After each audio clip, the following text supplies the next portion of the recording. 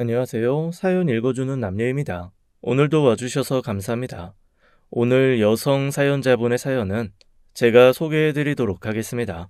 많은 청취 부탁드리며 오늘의 사연 바로 시작하겠습니다. 사는 게 너무 지옥 같고 힘들면 당장 그거를 해결하려는 생각보다는 도망가고 싶은 마음이 먼저 들곤 합니다. 저의 25은 그랬어요. 그래서 일단 그 상황에서 벗어나 아무도 저를 찾지 않는 그런 곳으로 가고 싶다는 생각, 오직 그거 하나밖에는 없었어요. 그건 순전히 저희 부모님 때문이었습니다. 부모님은 정말 착한 분들이셨어요. 너무 착해서 자식한테만 나쁜 그런 분이었죠. 보증 잘못 써서 싹 다 재산 날리고 20대인 저한테 남은 거라고는 수억 원의 빚뿐이었습니다. 그런데 그것조차 저희 부모님은 저한테 미안해 하면서도 저희를 그 지경으로 빠뜨린 아빠의 친구 걱정을 하셨습니다. 애가 5인데 대체 그 애들 어떻게 먹고 사냐고 말이죠.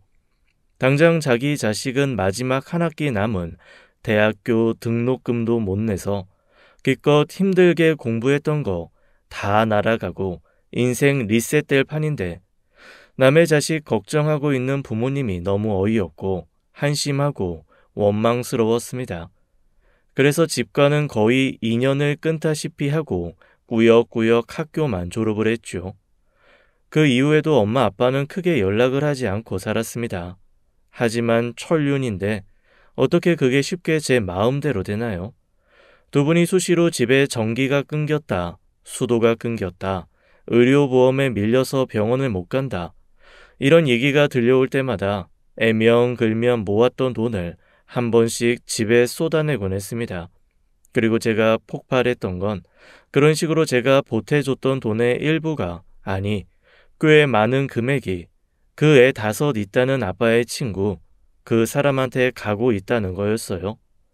무슨 전생에 큰 빚이라도 진 것 마냥 왜 생판 모르는 남인 그 사람들을 그렇게 놓지 못하는지 도저히 이해를 할 길이 없어서 저는 정말로 부모님과 인연을 끊어야겠다는 생각을 했습니다. 그리고 실제로 제 돈이 그런 식으로 쓰이고 있다는 걸 알게 된 후로는 엄마 아빠는 그냥 연락을 끊고 살기 시작했어요. 그럼에도 불구하고 같은 하늘 아래 있으니 끊임없이 제 뒤에 부모님 소식이 들려오더라고요. 그것조차 너무 스트레스 받아 여행을 떠났습니다. 언제 다시 돌아올지 모르는 기약 없는 여행이었어요. 미래를 담보할 수 없으니 그때는 아까운 것도 없더라고요. 조금씩 모아놨던 돈 탈탈 털고 학교 앞 자취방 전세까지 빼고 나니까 제 수중에 남은 돈은 딱 1,000만 원이었습니다. 그리고 그 1,000만 원으로 저는 전 세계를 돌아다니는 배낭 여행을 시작했습니다. 비싸서 유럽이나 미주는 가지도 못하고 그냥 동남아시아, 인도 이런 개발도상국만 쭉 돌아다니는데 지금 생각해보면 그 개발도상국을 돌아다녔던 그 경험이 저한테 무척이나 큰 힐링이 되었더라고요. 훨씬 안 좋은 환경에서도 웃음을 잃지 않는 사람들, 저보다 훨씬 적은 돈으로도 행복해 할 줄 아는 사람들을 보면 저는 그동안 제가 제 상황에만 갇혀서 행복을 스스로 밀어내고 있지 않았나 싶은 생각을 했습니다. 하루 종일 일해봐야 우리나라 돈으로 10,000원이 채 되지 않는 돈을 벌면서도 노래와 웃음이 끊이지 않는 사람들의 표정을 보며 제 마음이 조금씩 치유되었습니다. 저보다 훨씬 어린 아이가 주렁주렁 능력 없는 가족을 먹여 살리겠다고 맨발로 일을 하면서도 함께 나눌 가족이 있어 행복하다는 말을 하는 걸 보면서 반성이 되기도 했지요. 그리고 붙어 있지 않고 오히려 좀 떨어져 있으니 혼자 생각이 정리되면서 마음이 좀 편안해지기도 했고요. 그렇게 슬슬 한국으로 돌아가 다시 한번 힘을 내봐야겠다라는 마음을 먹은 채 마지막으로 찾은 여행지는 라오스였습니다. 루앙프라방을 거쳐 방비앙이라는 도시에 들어갔을 때 그야말로 천국이 있다면 이런 모습이 아닐까라는 생각을 했을 정도였어요. 모든 것이 너무나 평화롭고 아늑하더라고요. 그런데 이상하죠. 여행을 다니면서 충만하게 채워져서 회복이 되었을 거라 생각한 제 마음은 오히려 절대적인 평화 앞에서 완전히 무너지고 말았습니다. 신기루처럼 쌓아두었던 가식적인 평화가 진짜 앞에서 부셔져 실체를 드러냈다고나 할까요? 왜 사람들이 진짜 너무 좋거나 행복하면 여기서 죽어도 좋겠다는 말을 하잖아요. 제가 딱 그랬습니다. 다시 현실로 돌아가는 게 싫어. 그냥 여기서 생을 마감하는 게 어떨까 하는 생각이 저는 정말 강하게 지배했어요. 도저히 그 마음을 떨쳐내지 못하고 혼자 그 마지막을 위한 곳을 찾아갔습니다. 푸르고 깊은 물이 아늑하고 그 위의 절벽은 까마득한 곳에 올라섰죠. 무서움보다는 이제 다 끝이라는 안도감이 저를 감싸고 막 뛰어내리려던 그 순간 누가 제 손을 낚아채 품에 끌어안았습니다. 그리고 딱 한마디 하더라고요. 아직은 좀 더 살아볼 만하다고요. 그 순간 제 눈물이 터지고 말았습니다. 누군가의 두근거리는 심장이 제 볼에 닿아 쉼 없이 뛰고 그 심장의 박동 소리를 따라 제 숨소리도 조금씩 안정을 찾았죠. 그 사람은 제 손을 꼭 잡고 굽이굽이 산길을 걸어 내려오면서 단 한마디도 하지 않았습니다. 그리고 산 아래 세워둔 오토바이에 저를 태우고 어디론가 한참을 내달리더라고요. 말없이 그 등에 기대서 눈앞 풍경을 멍하게 바라보는데 진짜 쉼없이 눈물이 흘렀습니다. 그 사람의 등이 푹 젖어서 오토바이 시트까지 제 눈물에 젖을 때쯤 그가 다시 오토바이를 돌려 방비행 시내로 들어왔고 그제야 그 사람이 거기 사는 사람이라는 걸 알았죠. 본인 이름을 군이라고만 얘기한 그 남자는 방비행에서 오토바이를 대여해주는 사업을 하고 있었습니다. 꽤 오랫동안 그곳에서 살았던 듯 많은 것이 익숙했고 혼자 여행 온 제게 이런저런 호의를 베풀어 주기도 했습니다. 그 아늑함에 취해서 제가 생각했던 시간보다 훨씬 오래 그곳에 머물렀어요. 저한테 왜냐고도 묻지 않고 괜찮냐고 위로도 건네지 않고 무심히 대해주는 그 태도가 너무 고맙더라고요. 이틀 정도 거기에 머물렀나? 더 이상 있는 건 아무래도 민폐일 것 같아 나가려고 짐을 챙기는데 그제야 그가 저한테 절벽 위에서 말을 했던 이후 처음으로 말을 건넸습니다. 좀 살아볼 만한 것 같아요. 그 말에 저는 천천히 고개를 끄덕였습니다. 그러자 씩 웃으면서 더 머물고 싶으면 더 머물라고 하더라고요. 아니에요. 나가야죠. 혹시 근처에 괜찮은 숙소 좀 싼 거 장기로 있을 만한 곳 알면 소개해 주실 수 있으세요? 비싼 숙소 머무르는 게 조금 부담돼서 싼 숙소를 찾고 있는 제게 그는 자기 가게 뒤쪽에 비어있는 방이 있으니 그냥 돈 내지 않아도 된다며 그 방에서 머물 만큼 머물라고 했습니다. 아무리 비어있는 방이라지만 돈도 안 내고 머무르는 게 조금 미안해서 가끔 요리 재료 사서 넉넉하게 음식을 하면 나눠 먹기도 하고 가게를 비우면 가게 일도 좀 도와주면서 저는 어느새 그곳의 비공식적인 아르바이트생이 되고 말았습니다. 뭐랄까, 그가 했던 말처럼 살아볼 만하더라고요.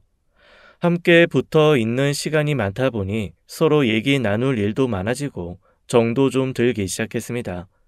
그는 일찍부터 한국을 떠나서 동남아 곳곳을 돌아다니며 이런저런 사업을 하다가 지금 라오스 이 방비행 시골 구석이 가장 자기 마음에 들어서 3년간 이곳에 머물고 있다 했습니다.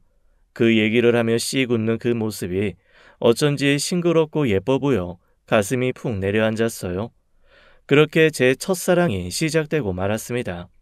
그동안 부모님 뒤치다꺼리 하느라 제대로 된 연애 한번 못 해보고 허우적거리며 살았는데 동남아 시골 도시, 그것도 한국인이라고는 크게 찾아볼 길도 없는 그곳에서 제가 사랑을 만날 수 있을지 누가 상상이나 했겠어요. 그리고 그가 가지고 있는 안 되면 할 수 없지라는 정신은 그동안 피폐하게 스스로를 괴롭혀왔던 저를 정말 많이 힐링시켜 주었습니다. 어쨌거나 이것저것 안달복달하며 살아온 제게 그가 안 되면 할 수 없어. 다른 길을 찾아봐도 괜찮아 라고 얘기해주는 건 정말 그 어떤 것보다 더 큰 위로가 되었습니다. 사실 딱히 그가 저를 위해 해준 일은 없어요. 그냥 옆에서 무심하게 편안한 일상을 보여주는 것만으로도 그냥 힘이 되어주었거든요. 그렇게 저는 한 달만 머물기로 한 방비항에서 1년이나 머물게 되었고 그와 사랑에 빠졌습니다.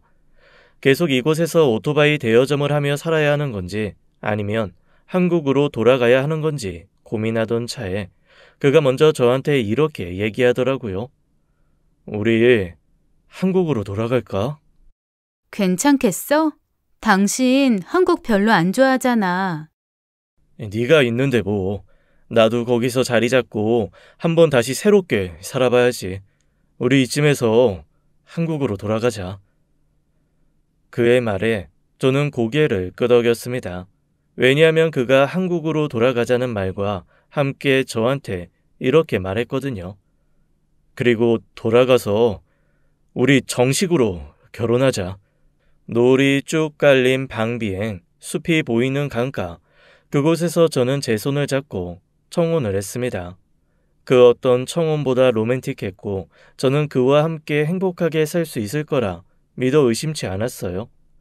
하지만 여행의 마법은 항상 여행에서 끝이 나는 모양이더라고요. 한국으로 돌아와 저와 함께 일상을 살기 시작한 그는 제가 지난 1년간 그곳에서 봐왔던 사람과는 너무나 다른 사람이었습니다. 일단 무슨 일을 하든 진득하게 하지를 못하더라고요.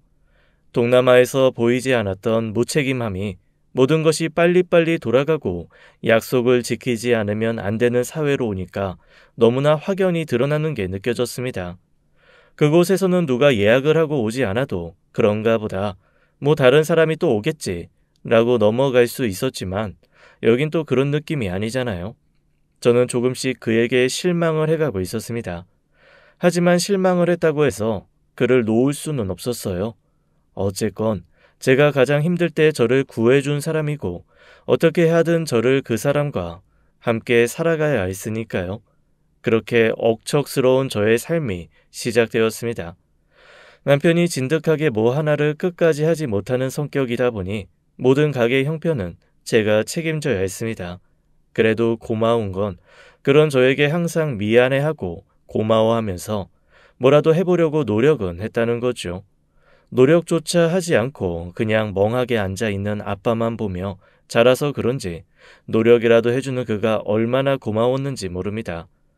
결혼하고 한 10년 정도 그 사람은 비록 일용직을 전전하기는 했지만 그래도 열심히 사는 우리 집 가장이었어요. 무능력한 엄마 아빠 무시하지도 않고 그래도 장인 장모라고 꼬박꼬박 살펴보고 필요한 거 있으면 도와주려 하고 그런 모습도 저는 많이 고마웠습니다. 어쩔 수 없이 한국으로 돌아오면서 엄마 아빠가 남긴 빚 때문에 간혹 시달리는 일들이 발생했는데 그것조차 별다른 불평, 불만 없이 받아들여주는 것도 감사했고요. 그 역시 자유롭게 살아온 사람이라 이런 생활에 익숙하진 않겠지만 그래도 제 남편으로서 나름 최선을 다하는 모습이 저는 고맙고 좋았습니다. 그런데 딱 하나 남편이 극도로 싫어하는 게 있었습니다. 그건 바로 자기 명의로 뭔가를 만드는 것이었어요. 정보 알려지고 그런 걸로 인해 스팸 전화 같은 거에 시달리는 게 정말 싫다고 하더라고요. 뭐 그건 주변에도 그런 사람들이 한둘 있어서 그런가 보다 했습니다. 좀 과하기는 했지만 너무 싫으면 그럴 수도 있지 하고 이해할 수 있는 부분이니까요. 하지만 한 가지 또 이해가 힘든 건 남편의 여행 성향이었어요. 저는 혼자 하는 여행도 좋아하지만 같이 하는 여행도 종종 하고 싶었거든요. 그리고 부부인데 여행 좀 같이 할 수 있는 거잖아요. 하지만 남편은 여행은 꼭 혼자 가야 하는 사람입니다. 같이 가는 건 여행이 아니라 봉사 같은 느낌이 든대요. 오죽하면 결혼을 위해 한국으로 들어올 때도 같이 들어오는 게 아니라 남편과 저 따로 들어왔습니다. 그동안 일만 하던 삶의 터전이었던 동남아시아를 결혼 전에 본격적으로 여행으로 둘러보고 오고 싶다는 거예요. 그래서 저도 같이 하자고 했더니 정색을 하면서 혼자 여행하며 자신의 싱글 생활과 이별을 하고 싶다 이런 말을 하는 거 있죠. 뭐 그것도 그럴 수 있지 하고 이해했습니다. 그런데 결혼 후에도 같이 해외를 한번 안 나가더라고요. 사실 비행기가 좀 무섭다는 둥, 이제 여행이 지겹다는 둥, 그런 핑계를 대고 말이죠. 그래서 그 이후로도 저희는 함께 여행이라는 걸 가보지 못했어요. 제주도만 가려 해도 배나 비행기를 타야 되는데 그나마 배는 잘 타는 줄 알았더니 그것도 싫다고 하더라고요. 바다가 꿀렁거려서 멀미가 나는 게 싫대요. 어쩔 수 없이 늘 자동차로 움직이는 국내만 다니다 보니까 여행 좋아하던 저로서는 좀 답답한 것도 없잖아 있었죠. 그래도 워낙 먹고 사는 게 바빠서 여행을 자주 갈 일이 없다는 게 다행이라면 다행이었을까요? 어쨌건 그는 그렇게 다른데 눈 한 번 안 돌리고 충실하게 가장 역할을 하며 일을 했습니다. 아니, 그렇다고 생각했습니다. 일한다고 며칠씩 나가서 안 들어올 때가 많았는데 그때마다 그래도 돈을 조금씩은 들고 들어왔거든요. 본인 말로는 몸으로 때우는 그런 일을 하고 오는 거라고 하는데 사실 저는 그것도 좀 못마땅했습니다. 다녀올 때면 늘 어딘가 상처가 생겨 있고 다쳐서 오니까 이러다 몸 상하면 죽도 밥도 안 되는 거잖아요. 그래도 그것만은 제 말 안 듣고 그렇게 기회만 되면 며칠씩 나가서 일하고 돈 벌어 오더라고요. 한 번은 정말 진지하게 무슨 일을 하는 거냐고 위험한 일 아니냐고 물었습니다. 그랬더니 그가 머리를 긁적이며 좀 높은 곳에 올라가서 손으로 설비를 마무리해야 하는 일을 하는데 예전부터 알던 선배가 공사장에 그런 일이 있으면 부르는 거라고 하더라고요. 동남아 가기 전에 타워 크레인 운전도 하고 그 전에는 공사장에서 오래 일했다고 들은 적도 있는데 그때 알던 사람이 일을 알선해 주는 듯 했습니다. 걱정 말라고 위험한 일 아니라고 단지 일정하게 일이 있는 게 아니라 그렇지 일당은 괜찮다고 하는데 그래도 저는 걱정이 되긴 하더라고요. 혹시 다쳐서 올까봐 말이죠. 그리고 둘 다 너무 바쁘고 현실이 고달파서 그런지 아이는 쉽게 생기지 않았어요. 저는 사실 그다지 아이를 좋아하지 않아서 아이 가지려고 노력도 안 하기는 했지만 그래도 하나 정도는 있으면 좋겠다라는 생각은 했었거든요. 그런데 그 사람은 아이에 대해서는 조금 냉정하게 자기는 아이 원하지 않는다고 얘기를 하더라고요.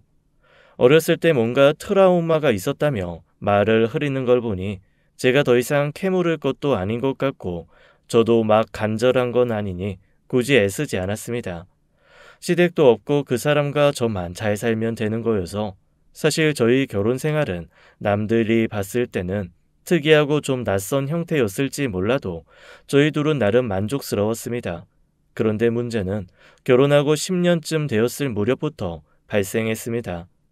어느 날부턴가 이 사람이 뭔가 저한테 숨기는 게 있는 듯이 혼자 깊은 생각에 빠지기도 하고 저 몰래 슬그머니 나가 전화를 1~2시간씩 하고 오기도 하는 거예요. 그런데 남편 전화가 제 명의로 되어 있잖아요. 한 번은 국제전화 요금이 어마어마하게 나와서 제가 깜짝 놀란 적이 있습니다. 남편한테 대체 이게 무슨 전화냐? 어디를 이렇게 국제전화를 했냐라고 했더니 몹시 당황하면서 국제전화인지 몰랐다고 다음부턴 그런 일 없을 거라며 더듬더듬 변명을 하더라고요. 그래서 제가 아니 요즘에는 데이터로 편안하게 전화하는 데도 많은데 굳이 이렇게 국제전화를 길게 했냐고 딱 한마디 했습니다. 그랬더니 남편이 조금 언짢은 얼굴을 하면서 몰라서 그랬으니 다음부턴 그런 일 없을 거라고 좀 냉정하게 말을 딱 자르더라고요. 뭔가 이 사람 심기를 건드렸나 보다 싶어서 일단 더 이상은 말을 하지 않았습니다. 그리고 얼마 뒤의 일이에요. 남편이 저한테 조용히 다가오더니 청천벽력 같은 얘기를 하는 겁니다. 우리 이혼하자. 순간 이게 대체 무슨 소리인가? 내가 무슨 말을 들은 건가 싶어서 눈을 꿈뻑꿈뻑하며 그 사람을 바라봤습니다. 표정의 변화가 전혀 없이 다시 한번 얘기하더라고요. 우리 이혼하자. 그게 무슨 소리야? 갑자기. 당신이랑 나 아무 문제도 없잖아. 그런데 왜 갑자기 이혼을 해? 나 얼마 전부터 그냥 이렇게 사는 게 지겨워졌어. 나 그냥 내가 살던 방식대로 다시 살고 싶어. 그러니까 당신이 살던 방식이 뭔데? 그냥 여기저기 자유롭게 떠돌아다니면서 그렇게 살고 싶다고. 그러니까 이혼하자. 좀 어이가 없었습니다. 그렇게 여행 다니자, 놀러 가자 할 때는 비행기도 싫고 배도 싫고 일하느라 바쁘다고 들은 척도 않더니 갑자기 그런 생활이 그리워 이혼을 하자는 것이 말이 되나요? 이건 분명 다른 이유가 있는데 그냥 핑계를 대는 것이 분명하다는 생각이 들었습니다. 그걸 꼭 이혼을 해야지 할 수 있어? 그냥 나랑 같이 해. 그래, 우리 너무 일을 열심히 했어. 그냥 지금이라도 일 좀 줄이고 같이 여행도 다니고 예전처럼 해외도 좀 나가고 그렇게 살자. 나도 그렇게 살고 싶었어. 그러자 남편이 그냥 푹 한숨을 쉬면서 그러더라고요. 아니, 그러니까 그거를 너랑 하고 싶지가 않다고. 그냥 그 모든 걸 나 혼자 하고 싶다고. 말 못 알아듣겠어? 그냥 너랑 살기가 싫다니까. 남편은 몹시 단호한 얼굴로 계속 저에게 이혼을 요구했습니다. 너무 황당하더라고요. 뭔가 전조 증상이 있었으면 제가 미리 짐작하고 대비라도 했을 텐데 그런 게 전혀 없는 상황에서 갑자기 이혼을 얘기하니 정신이 다 쏙 빠져서 얼이 나갈 지경이었습니다. 제가 아무리 남편의 마음을 돌려보려고 해도 그 사람은 요지부동이었어요. 게다가 혼자서 오래전부터 준비한 듯 재산 분할에 현재 살고 있는 집을 나누는 방법까지 정말 소름 끼치도록 완벽하게 조사를 하고 준비를 했더라고요. 이거는 누가 봐도 하루 이틀 생각한 사람이 아니었습니다. 제가 너무나 황망해서 나는 이혼을 못하겠다 고집을 부렸더니 남편은 끝내 저에게 이혼을 해주지 않으면 자해를 하겠다는 협박까지 하기 시작했습니다. 엄청난 저한테 현실 타격이 오더라고요. 저랑 살기 싫어서 자해를 하겠다는 사람을 보며 이거는 정말 보내줘야 될 때가 보다라는 생각이 들기 시작했어요. 얼마나 저랑 살기 싫으면 저랑 사느니 차라리 스스로를 해야겠다는 그런 판단까지 하겠어요. 그래서 저는 남편이 원하는 대로 그냥 이혼을 해주고 말았습니다. 부모님께서는 얼마 전까지만 해도 어머님, 아버님 하며 살갑게 굴던 남편이 갑자기 저와 이혼을 한다고 하니 또 무조건 제 탓을 하시더라고요. 어이구, 그래. 네가 오죽 이기적이고 쌀쌀 맞아야 말이지. 많이 참았지. 많이 참았어. 그냥 싹싹 빌고, 어떻게든 잘 달래서 살아봐. 내가 뭘 얼마나 이기적이고 쌀쌀 맞았다 그래? 그리고 뭘 달래긴. 다 큰 어른이 싫다고 하는데. 나 할 만큼 했고 더 이상 할 거 없어. 부모님조차도 제 편을 들지 않는 그 상황이 너무 속상하고 원망스러웠습니다. 기다렸다는 듯 재산 분할해서 쏜살같이 제 인생에서 빠져나간 남편을 보며 역시나 내 인생은 뭔가 안 풀리는데 아주 도같은 인생이구나 싶은 생각이었습니다. 가만히 있어도 한숨이 푹푹 새어나왔지요.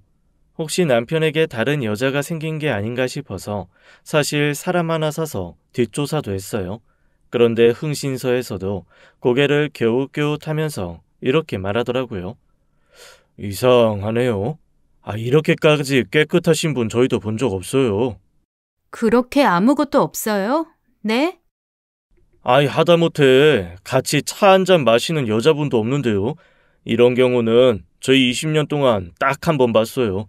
그 남자분이 숨어있는 조직폭력배 배우였는데 뒤로 구린 일을 잔뜩 해야 하니 오히려 앞으로는 더 깔끔하게 경력 관리를 했거든요. 그때 이후로 가장 깨끗하신 분인데요. 참 이상하죠? 차라리 남편한테 여자가 생겼으면 뭔가 전투력이라도 올라와서 한바탕 싸우기라도 했을 것 같은데 여자조차 없다는 얘기를 듣고 나니 힘이 다 풀렸습니다. 이거는 정말로 나와의 생활이 지긋지긋해졌구나. 내가 이 사람을 절대 설득할 수 없겠구나 라는 생각이 확 드는 거예요. 그래서 그 순간 정말로 남편을 보내줘야겠다라는 생각이 들더라고요. 제가 남편에게 이렇게 만남을 요청했습니다. 헤어질 때 헤어지더라도 우리 제대로 밥은 한 끼 먹자고 말이죠. 당신이 결혼 초에 나 한두 번 정도 데리고 갔던 그 태국 식당 거기 어때? 그랬더니 남편이 갑자기 좀 곤란한 얼굴을 하면서 그 식당 문 닫았을 거리라고 하는 거예요. 그런데 제가 알아본 바로는 지금도 영업 잘하고 있거든요. 어떻게든 피하려는 게 야속해서 제가 영업 잘하고 있으니 그냥 거기서 만나자라고 일방적으로 약속을 해버렸습니다. 그리고 약속날 식당으로 갔더니 불편한 얼굴로 남편이 그 앞에서 가게도 들어가지 않은 채 어슬렁어슬렁 하고 있더라고요. 그러고는 계속 저한테 다른 데 가서 먹자고 자기 오늘 이거 안 땡긴다고 하는 거예요. 그런데 참 이상하죠. 갑자기 확 부화가 나는 거예요. 저는 지가 원해서 원하지도 않는 이혼까지 해줬는데 제가 원하는 밥 한 끼 먹는 게 이렇게까지도 어려운 일인가 싶어 고집을 피우고 싶어졌습니다. 싫어. 나 오늘 이거 꼭 먹을 거야. 여기 가자. 그리고 먼저 확 가게로 들어가 버렸어요. 가게 안은 온통 태국 향신료 냄새로 가득했습니다. 갑자기 추억이 새록새록 돋으면서 그냥 이런저런 생각에 가슴이 울컥해지더라고요. 그 사람과 먹고 마셨던 수많은 시간들이 떠오르면서 그냥 마음이 짠해졌습니다. 제가 음식을 이것저것 시키고 있는데 아니 왜 대체 저한테 집중을 하나도 못하고 주변만 두리번 살피고 있는 거예요. 그 순간이었습니다. 몹시 험상궂은 사람 2명이 나타나서 제 남편의 어깨를 툭툭 치더니 글쎄 이렇게 얘기를 하는 거예요. 아이고, 오랜만이야. 밥 먹으러 왔나 봐. 야, 우리가 같이 밥 먹자고 할 때 그렇게 한 번을 안 먹어주더니 그래도 어떻게 다른 사람이랑은 이렇게 밥도 먹고 오고 그러나 봐. 남편이 당황한 얼굴로 저를 한번 힐끔 보고 그 사람한테 이렇게 얘기하더라고요. 이번에 헤어진 아내요. 마지막으로 여기서 밥 먹고 싶다 그래서. 순간 좀 민망하기도 하고 짜증도 났습니다. 아니 굳이 묻지도 않았는데 헤어진 아내라고 콕 집어서 말할 필요까지는 없는 거잖아요. 그런데 그 얘기를 듣고 그 사람들이 순간 뭔가 조금 당황하는 것 같더니 머뭇머뭇하다가 다시 남편 등을 툭툭 2번 치고는 쑥 가버리더라고요. 남편이 제 얼굴을 보며 민망하다는 듯이 이렇게 얘기했습니다. 그냥 예전에 한국 살 때 좀 알고 지냈던 사람들이야. 워낙 사람들이 짓궂고 이런저런 말이 많아서 차라리 헤어진 아내라고 얘기하면 자기네들도 민망해서 더 이상 물어볼 것 같지 않아서 기분 상했으면 미안해. 그제야 조금 이해는 되더라고요. 왜냐하면 분명 12조로 걸어왔던 그 사람들이 아뜨거라 하는 얼굴로 조용히 사라지긴 했거든요. 저는 그렇게 남편과 마지막 식사를 천천히 하기 시작했습니다. 참 이상한 식사였어요. 제가 물어보면 그가 마지못해 대답하고 다시 제가 물어보면 또 그가 마지못해 대답하는 그런 어색한 자리였습니다. 이거는 뭐 어디 검찰 치조술이 훨씬 분위기가 좋지 않을까라는 생각이 들 정도로 서로 의무적이고 어색한 시간이었죠. 그렇게 영 불편한 식사 자리가 마무리되고 나오는 길, 남편은 자기가 이 근처에 마침 볼 일이 있으니 저보고 먼저 들어가라고 하는구는 순식간에 골목 끝으로 사라졌습니다. 대체 저 사람과 제 사이 어디서부터 잘못된 건지 알 길이 없어 그냥 눈물만 좀 나더라고요. 그렇게 저는 남편과 헤어졌습니다. 헤어진 후 그 사람은 마치 증발한 것처럼 전혀 행방을 찾을 수가 없었어요. 제가 몇 주 뒤에 뭔가를 따로 처리하고 물어볼 일이 있어서 전화를 했는데 전화번호도 없는 번호라고 나오더라고요. 저랑은 정말 모든 인연을 다 끊고 싶어서 그런 건가 싶어 그냥 저도 그 사람을 믿고 일상을 살기로 했습니다. 다행히 일은 잘 됐고 재미도 있었습니다. 그리고 초반에는 좀 허전했지만 나름 제 인생 찾아 제 나름대로 잘 꾸려나가며 살기 시작했죠. 그렇게 5년 정도 지났을 때의 일입니다. 슈퍼에서 장을 보고 있는데 누가 저를 몹시 반가운 목소리로 부르더라고요. 돌아본 곳에는 아주 오래전 인연이 서 있었습니다. 제가 한창 동남아로 여행을 다닐 무렵 희한하게 제가 가는 곳마다 부딪혀서 친해졌던 언니가 하나 있었거든요. 몇 달을 헤어졌다 만났다 하면서 정을 쌓았는데 그런 곳에서 만났던 사람들 특징이 굳이 상대에게 많은 걸 묻지 않습니다. 그래서 저 역시 그 언니의 취향, 사귄 남자의 수, 좋아하는 나나 그런 건 알아도 이름은 그냥 민꽁이라고만 알고 있습니다. 그 언니는 저를 쭈잉이라고만 알고 있고요. 서로 통성명도 안 하고 닉네임으로 부르곤 했거든요. 어머, 쭈잉, 너 쭈잉 맞지? 세상에, 이게 누구예요? 언니 한국에 있었어요? 나야 뭐 지금도 왔다 갔다 해. 야, 나 태국에 학교지였잖아. 대단하지 않냐? 그렇게 시작된 수다는 슈퍼에서 자리를 옮겨 커피숍에서 계속되었습니다. 서로 지난 이야기를 나누다 보니 언니와 제가 마지막으로 함께했던 건 태국이 끝이더라고요. 당시 태국 아이들에게 뭔가를 가르치는 데 열중했던 언니를 두고 저 혼자 라오스로 건너가 남편을 만난 거였거든요. 당연히 그 이후로는 만날 길이 없었죠. 언니가 저한테 그동안 살아온 이야기를 물었습니다. 그래서 저는 이리저리 해서 라오스에서 남자를 하나 만났고 그 남자랑 결혼해서 지난 세월 잘 살았는데 얼마 전에 뜬금없이 그 사람이 이혼을 요구해서 지금은 혼자라고 했습니다. 그러자 그 언니가 고개를 갸우뚱 하면서 그 남자가 혹시 이 남자냐고 이런저런 상황과 인상차기를 얘기하더라고요.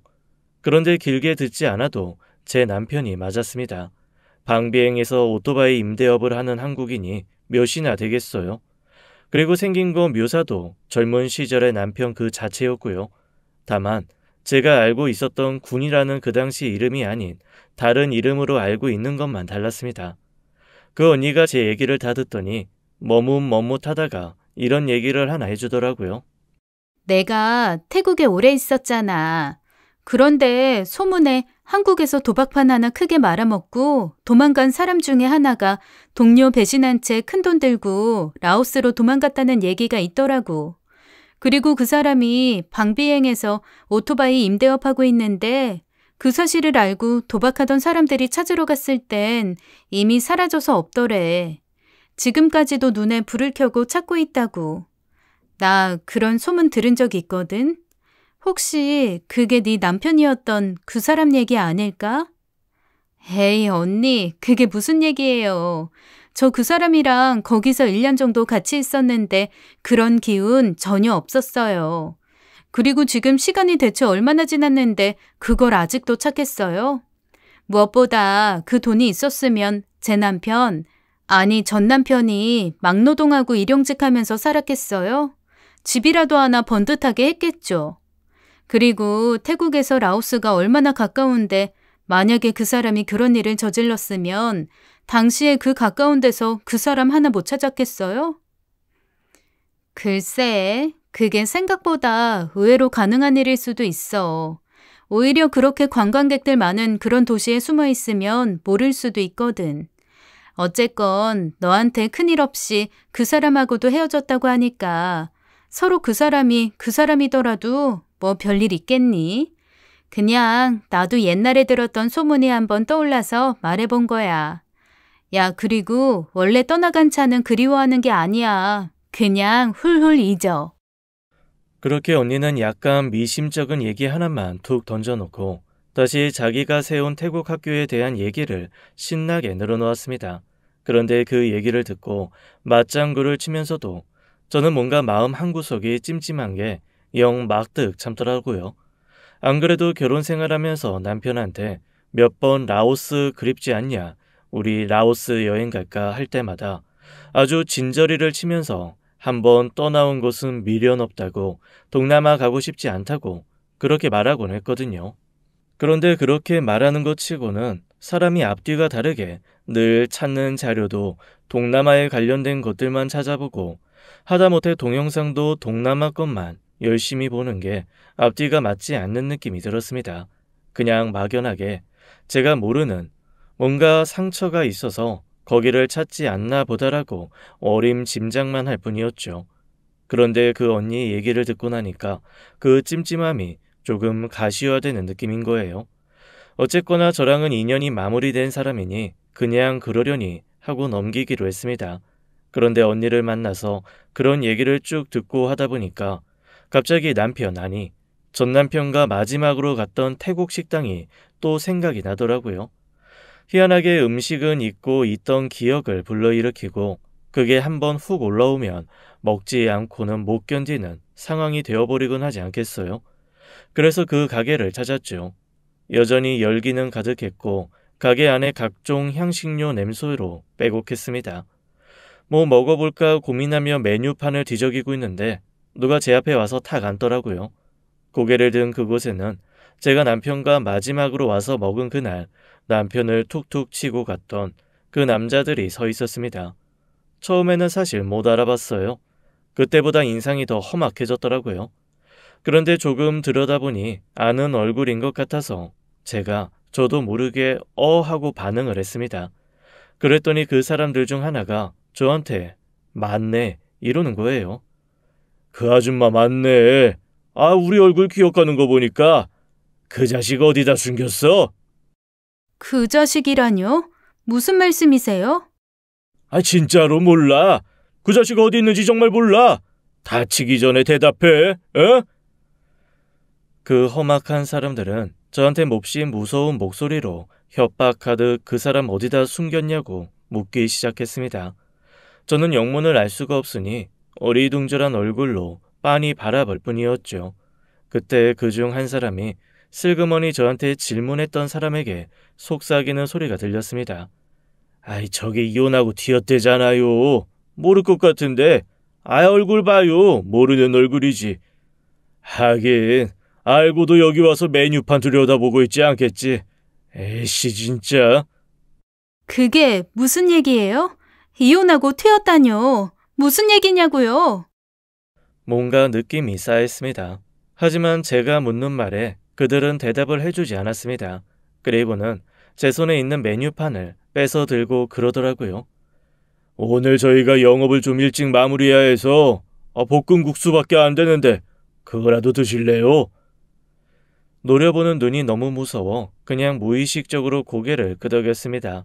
그러자 미리 준비한 것처럼 아주 빠르고 무섭게 볶음국수 한 그릇이 식탁에 탁 놓여지더라고요. 이미 입맛이 달아나서 전혀 먹고 싶지 않았지만 그 무서운 사람들이 먹나 안 먹나 지켜보고 있으니 어쩔 수 없이 젓가락을 들었습니다. 그날 저는 국수가 입으로 들어가는지 코로 들어가는지 눈으로 들어갔다 귀로 나오는지도 알 수 없을 만큼 정신이 하나도 없었습니다. 그리곤 대충 국수를 먹고 일단 밖으로 나가 고개를 두리번거렸죠. 제 테이블에 왔던 남자 중 하나가 골목 끝에서 담배를 피우고 있길래 그 사람에게 다가갔습니다. 제 전 남편 무슨 일 있는 거죠?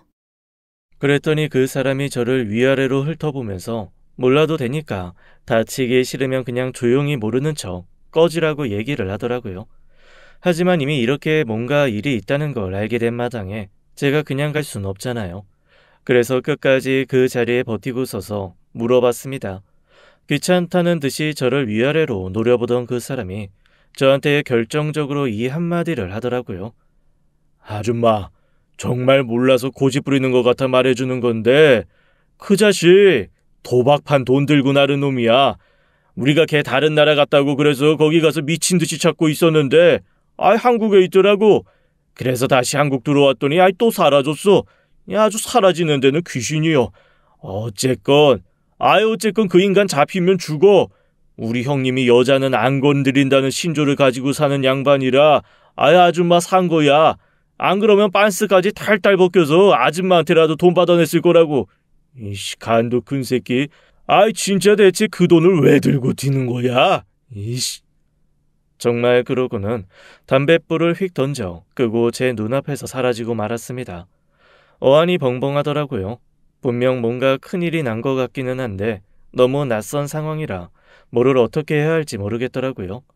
하지만 그 사람들도 못 찾은 남편을 제가 어떻게 어디서 찾겠어요?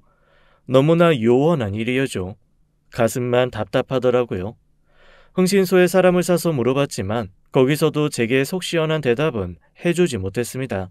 다만 한 가지, 남편의 과거는 알게 되었습니다.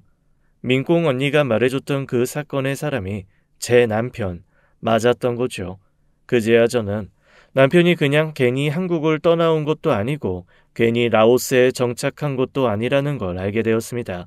다른 것도 아니고 도박판 돈을 들고 날라서 그곳에 몰래 숨어 있었던 사람이라는 걸 알게 되면서 머릿속이 하얗게 변하더라고요. 대체 내가 지금까지 같이 산 사람은 어떤 사람인지, 내가 누구랑 뭘 하며 살았던 건지, 지난 세월이 불에 타서 재가 되어 날아가는 느낌마저 들었습니다. 그래서 그 사람이 지금까지 자기 명의로 된 통장이며 아무것도 만들지 않고 저랑 같이 한국 올 때도 따로 온 건지 다 이해가 되는 순간이었어요. 최대한 숨어서 몰래 들어올 방법들을 찾았겠죠. 한동안 숨어 있다가 곳곳에 자기를 찾는 사람들이 깔렸으니 오히려 평범하게 숨어 살면 안전할 것 같은 한국으로 절 따라와서 몸을 숨겼던 겁니다. 그 모든 걸 숨기고 살다 새삼 10여 년 만에 저를 떠난 이유가 저는 너무나 궁금해졌어요. 하지만 그거 어딨는지 찾을 길도 없고 제가 할 수 있는 거라고는 흥신소가 저한테 전달해준 마지막 행선지가 태국 북부라는 것, 그거 하나뿐이었어요. 그리고 그때 문득 제 머릿속을 치고 지나가는 생각이 하나 있었습니다. 그가 예전에 저랑 연애할 때 태국에서 라오스로 넘어가는 육로가 하나 있는데 사람들이 잘 찾지 않고 약간 험한 길이어서 몰래 왔다 갔다 할 때 좋다는 얘기를 술 먹으면서 농담처럼 한 적이 있었거든요. 혹 그가 다시 라오스로 도망간 게 아닐까라는 생각이 불쑥 올라왔습니다.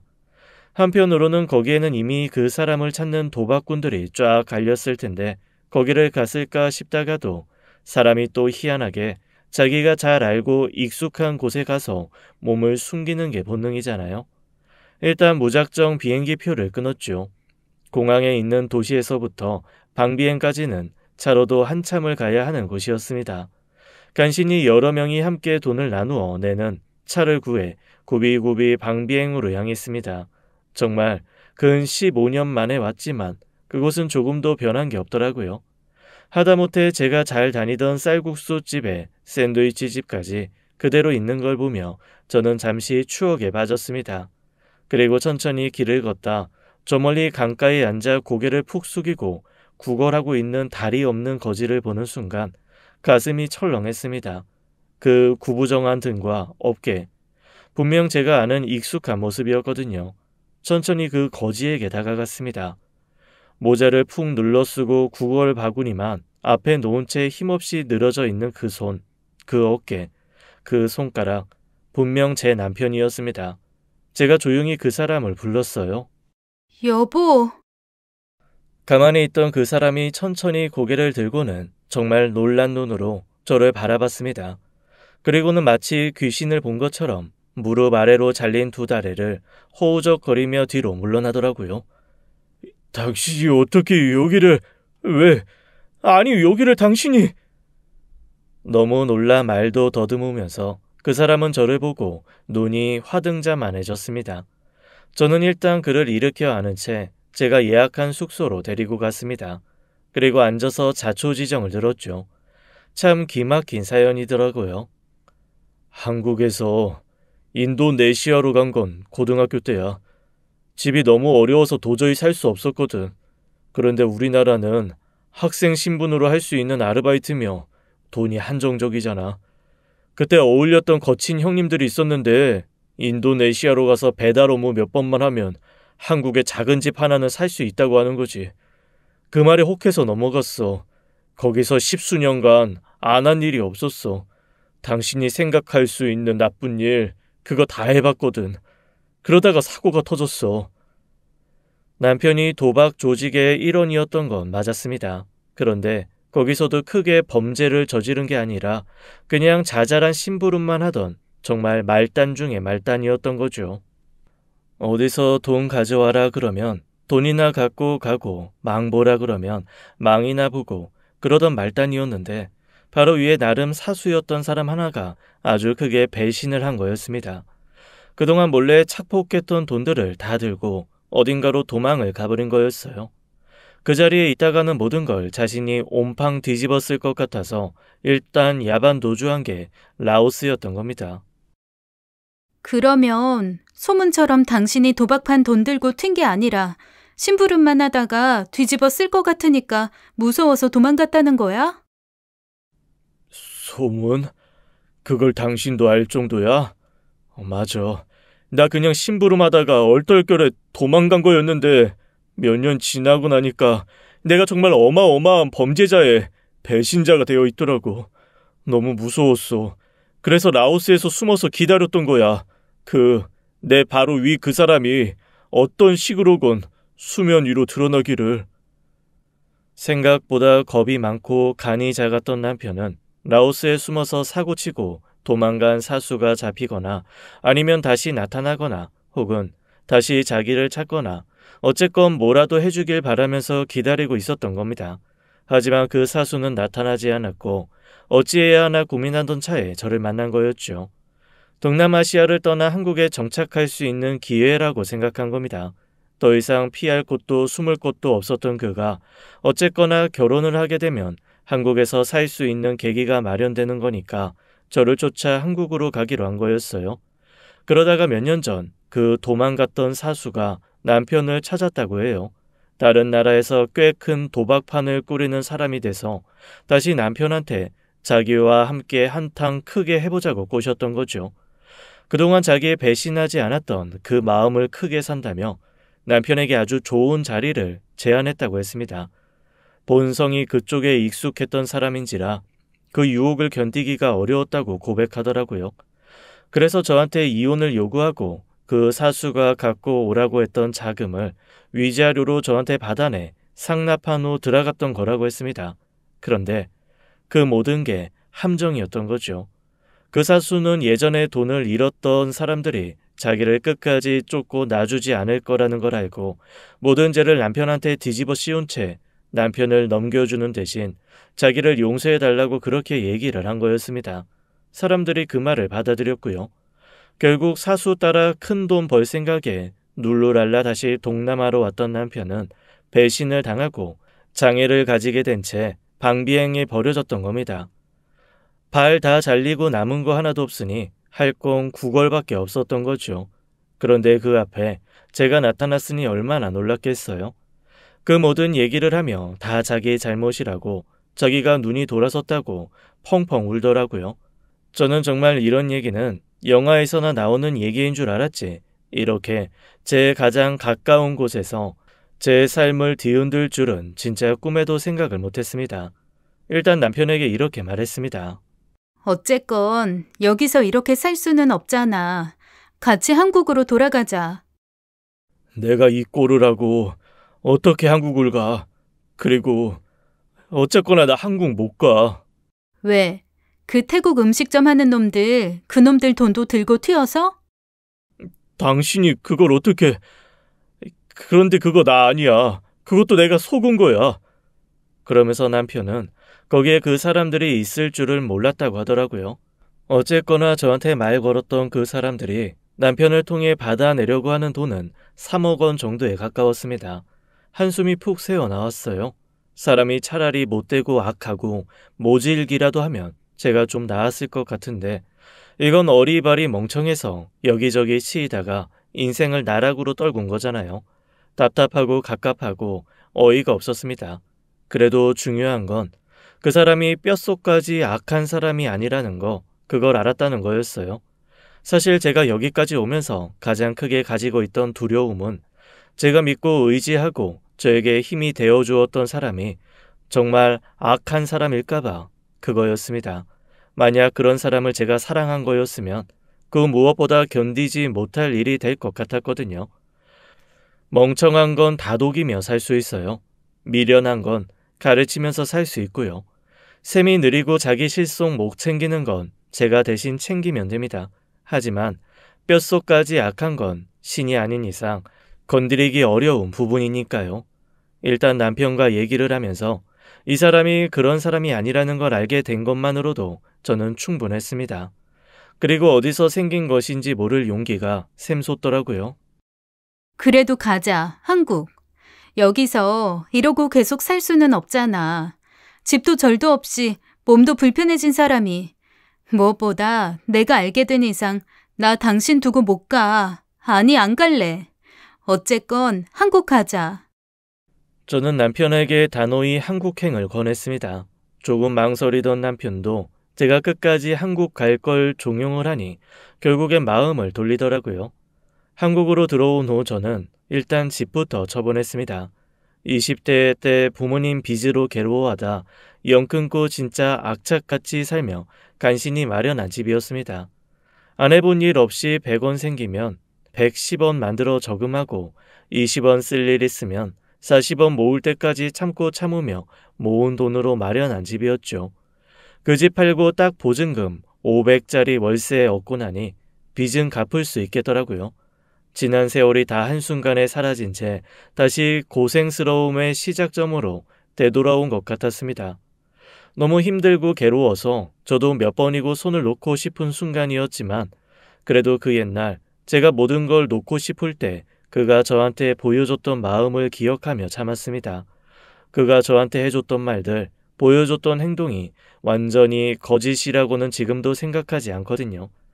그렇게 저를 한번 살려주고 지금까지 살게 해줬으니 이제는 제가 그 사람을 살리고 그 사람과 함께 해야 될 시간이 아닌가 싶더라고요. 제가 집과 재산을 다 처분해서 일단 한국에서 그의 행방을 찾고 벼르던 사람들에게 찾아가 돈을 갚으니 그 사람들이 처음에는 오히려 당황하더라고요. 하지만 차분히 상황을 전하고 제 쪽에서 돈을 갚겠다고 하니 그 사람들로서는 손해볼 게 없겠죠. 그날도 저한테 국수 한 그릇 볶아주길래 바닥까지 싹싹 긁어먹고 나왔습니다. 한 푼 남지 않은 상황, 장애가 생긴 사람을 돌봐야 하는 상황에 떨어졌지만 희한하게도 진심으로 괜찮았습니다. 이게 진짜 사랑인 건지 아니면 기묘한 책임감인 건지는 아직 잘 모르겠어요. 다만 누군가를 위해 제가 무언가 할 수 있을 거라는 생각이 저한테의 희망을 만들어주더라고요. 그 사람이 한국으로 돌아오면 천천히 재활부터 시작해야겠죠. 저의 이런 선택은 그 누구도 그 사람조차도 지지하지 않았습니다. 그 사람은 계속 저한테 자기 버리고 가라고 했죠. 부모님은 뒤늦게 모든 사실을 알고 기절초풍하며 당장 다 그만두라고 펄펄 뛰셨습니다. 친구들도 미친 짓이라고 하고 저를 아는 모든 사람이 손가락질을 하며 욕을 했습니다. 하지만 저는 포기하지 않고 결국 그를 한국으로 데리고 왔어요. 마지막으로 그가 자기를 버리고 그냥 혼자 행복 찾아 살라고 했을 때 저는 그의 손을 잡고 이렇게 물어봤습니다. 하나만 물을게. 살아볼만한 것 같아? 뭐라고? 살아볼만할 것 같냐고. 그냥 그것만 진심으로 대답해줘. 그 질문은 그가 오래전 절벽 위에 서 있던 제 손을 잡고 물어봤던 말이지요. 지금의 저를 잊게 한 말이고 그의 손을 놓지 않게끔 저를 잡아주는 말이기도 했습니다. 그 말을 듣고 그는 잠시 멍하다가 처음으로 제 손을 잡고 펑펑 눈물을 흘리기 시작했습니다. 고개를 끄덕이며 그렇다고 살아볼만 할 것 같다고 하더라고요. 그거면 되었어요. 제가 듣고 싶은 대답은 그게 전부였거든요. 저는 도시 외곽의 작은 집에서 그와 함께 이제야 비로소 진짜 제 2의 인생을 살려고 준비 중입니다. 걸음마부터 배워야 하는 그 사람의 손을 놓지 않아 보려고요. 그가 그랬던 것처럼 말이죠. 언젠간 좀 더 시간이 지났을 때 저는 우리가 서로를 바라보며 진심으로 살아볼만 했냐고 묻고 거기에 기꺼이 살아볼만 했다고 대답하기를 바랍니다. 제 인생의 마지막 소원이자 목표는 딱 그거 하나니까요. 지금까지 사연 읽어주는 남녀였습니다. 끝까지 함께 해주신 여러분 감사드리며 저희는 다음 사연으로 돌아올게요. 감사합니다.